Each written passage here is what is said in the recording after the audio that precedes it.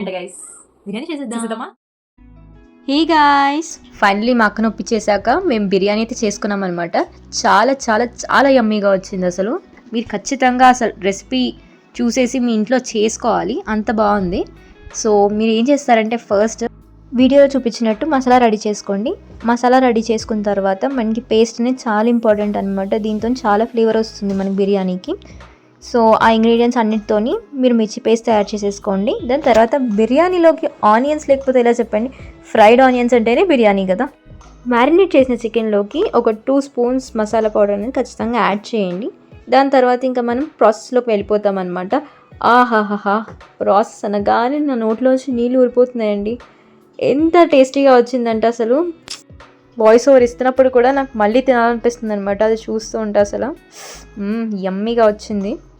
So మీరు ఎవరైనా అసలు మీ ఇంట్లో వాళ్ళని అలా ఇంప్రెస్ చేసేయాలనుకున్నారనుకోండి, లైక్ మీ మమ్మీ డాడీని ఎవరైనా ఇంప్రెస్ చేయాలంటే ఖచ్చితంగా మీ చేతిని బిర్యానీ చేసి పెట్టండి, వాళ్ళు పక్కా ఇంప్రెస్ అయిపోతారు.